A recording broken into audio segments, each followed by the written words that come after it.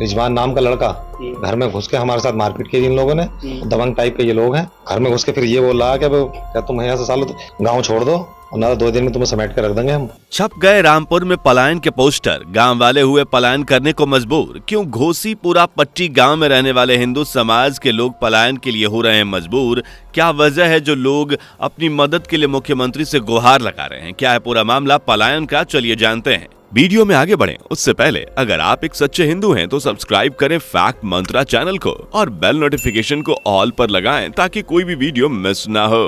दोस्तों, हाल ही में एक खबर बहुत तेजी से वायरल हो रही है। हर अखबार और न्यूज चैनल्स पर आज उत्तर प्रदेश बहुत ही ज्यादा चर्चा में बना हुआ है और इसकी वजह आप जानेंगे तो आपको भी एक बड़ा झटका लगेगा। जी हाँ, क्योंकि बात ही कुछ ऐसी है। उत्तर प्रदेश अक्सर सीएम योगी के चलते सुर्खियों में बना रहता है, क्योंकि जब से सीएम योगी ने उत्तर प्रदेश की कमान संभाली है तभी से यूपी में काफी बदलाव देखने को मिले हैं, क्योंकि योगी जी का निशाना गुंडा राज चलाने वालों पर सबसे पहले रहता है। पर हाल ही में जिस खबर ने मीडिया रिपोर्ट्स की सुर्खियां बटोरी हैं वो ऐसी है जो आपको हिलाकर रख सकती है, क्योंकि ये खबर है पलायन की, वो भी हिंदुओं के पलायन की। सुनकर झटका लगाना कि एक तरह से भारत देश को हिंदुओं का गढ़ कहा जाता है और क्या कहा जाता है, भारत को तो हिंदुस्तान के नाम से ही जाना जाता है।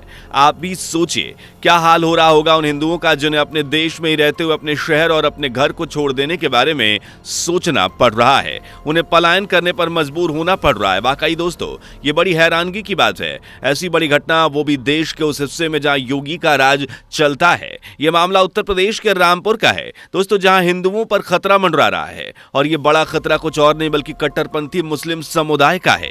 खैर आइए इस पूरे मामले की जानकारी लेते हैं। असल में यह खबर उत्तर प्रदेश के रामपुर क्षेत्र के घोसीपुरा पट्टी गांव की है, जहां मौजूदा हिंदुओं की संख्या बेहद कम है। यह गांव मुस्लिम बाहुल्य है और मुस्लिम समुदाय के लोगों की संख्या ज्यादा होने के चलते यहां मौजूद हिंदुओं पर हर वक्त खतरा बना रहता है। वैसे यह कोई नई बात नहीं है दोस्तों, हिंदू मुस्लिम समुदाय के बीच अक्सर वाद विवाद की खबरें आती रहती हैं और ये न केवल उत्तर प्रदेश के रामपुर की बात है बल्कि देश के कई हिस्सों में ऐसी खबरें आती हैं जहां कट्टरपंथी हिंदू समुदाय के लोगों को निशाना बनाते हुए नजर आते हैं। और ये खबर उन जगहों से सबसे ज्यादा आती है जहां कट्टरपंथियों की संख्या ज्यादा ही हो जाती है।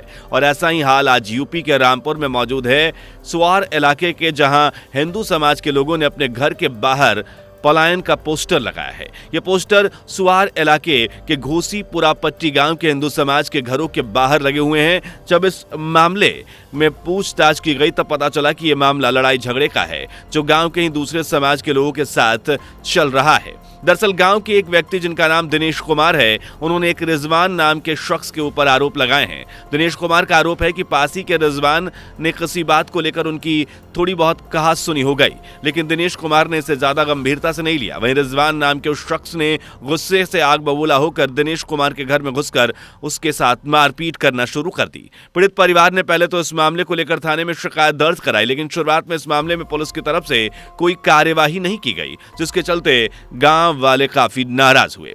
उसके बाद ही वहां के हिंदू समाज के लोगों ने घरों के बाहर पलायन के पोस्टर लगा दिए। यही नहीं, इन लोगों ने मुख्यमंत्री योगी आदित्यनाथ से मदद की गुहार भी लगाई। और ये तो आप जानते हैं कि योगी जी कितने सख्त हैं, उनके राज्य में तुरंत एक्शन लेने का फॉर्मूला ही चलता है। हाँ, वो बात अलग है कि उस समय वहां की पुलिस प्रशासन ने हिंदुओं को निराशा ही देखी, लेकिन जब गांव के हिंदुओं ने योगी जी से मदद की गुहार लगाई तो उन सब की सुनी गई। चलिए जानते हैं कि उसके बाद क्या हुआ।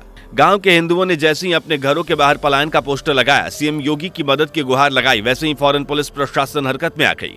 पुलिस के आला अधिकारी तक यह खबर पहुंचते ही कार्रवाई शुरू की गई, जिसके बाद फौरन ही पुलिस की एक टीम सुवार इलाके की घोसी पट्टी गांव में पहुंच गई, जहां इस पूरे मामले की अच्छे से जांच पड़ताल की गई। पीड़ित परिवार से एक एक बात पूछी गई, जैसे आप यहां इस क्लिप से देख सकते हैं। फोर्स के आई साहब पास में थोड़ी सी कह-सुनी हो गई थी हल्की सी बात पे, और ये रिजवान नाम का लड़का घर में घुस के हमारे साथ मारपीट की इन लोगों ने। दबंग टाइप के ये लोग हैं और घर में घुस के फिर ये बोल रहा है कि क्या तुम यहाँ से सालो गाँव छोड़ दो और ना 2 दिन में तुम्हें समेट के रख देंगे हम। आप ये इसके इरादे उसके उससे हमने गाँव छोड़ने का इरादा बनाया।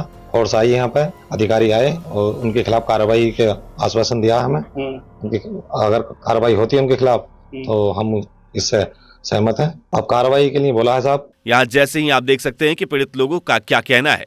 गांव के दबंगई ने मारपीट के साथ साथ उनके घर और गांव छोड़ने की धमकी भी उन्हें दे दी और ऐसा ना करने पर उन्हें जान से मारने की धमकी दी गई थी, जिससे डर कर वहां के लोग पलायन करने का फैसला कर चुके थे। घबराए हुए ग्रामीण और कर भी क्या सकते थे जब वहां की पुलिस फोर्स ने भी उनका साथ न देने की ठान रखी थी। वहीं पूछताछ में गांव वालों ने यह भी बताया कि दूसरे संप्रदाय के लोग आए दिन मारपीट करते रहते हैं, जिसके लिए पुलिस भी कार्रवाई नहीं करती। और आगे वो लोग कहते हैं कि गांव में हमारे संप्रदाय के लोगों की संख्या बहुत कम है और अन्य समुदाय की संख्या ज्यादा है, इसके चलते वे लोग आए दिन मारपीट करते रहते हैं। बता दें कि इस बार जो मारपीट हुई है वो अभी कोई आम आदमी नहीं है। दिनेश कुमार भाजपा के बूथ अध्यक्ष हैं, जिनको दबंगों ने जमकर मारपीट की है। यही नहीं, जब उन्हें बचाने के लिए उनके भाई और पिता आगे आए तब उनके साथ भी मारपीट की गई थी। और पुरुषों ही नहीं, उन दबंगों ने तो महिलाओं को भी डराने धमकाने की कोशिश की थी।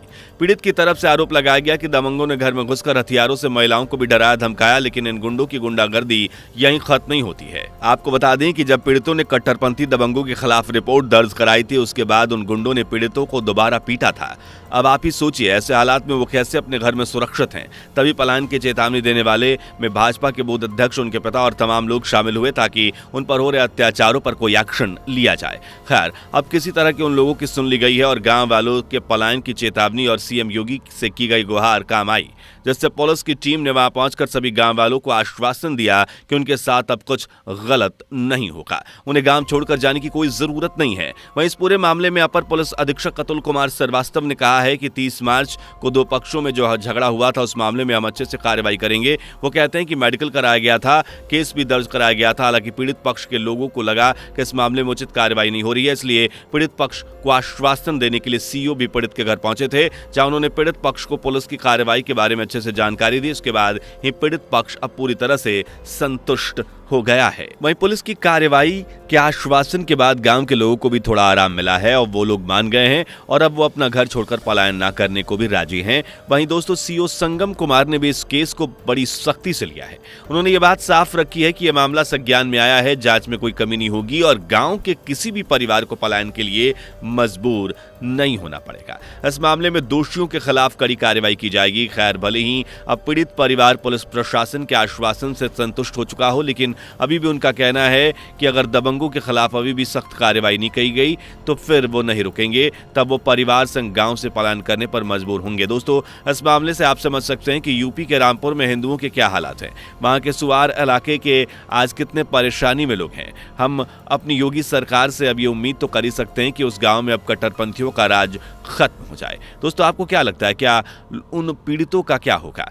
उनके ऊपर किए जाने वाले अत्याचारों से पुलिस प्रशासन उन्हें छुटकारा दिला पाएगी या फिर इस बार भी उनके हाथों निराशा लगेगी? आपके इस मामले में क्या राय है, कमेंट करके बताइए। वीडियो को लाइक शेयर कीजिए और चैनल पर नए हैं तो सब्सक्राइब करना ना भूलें। दोस्तों, आपको स्क्रीन पर 2 और वीडियोस दिखाई दे रही हैं, जिसे देखने के लिए स्क्रीन पर क्लिक करें।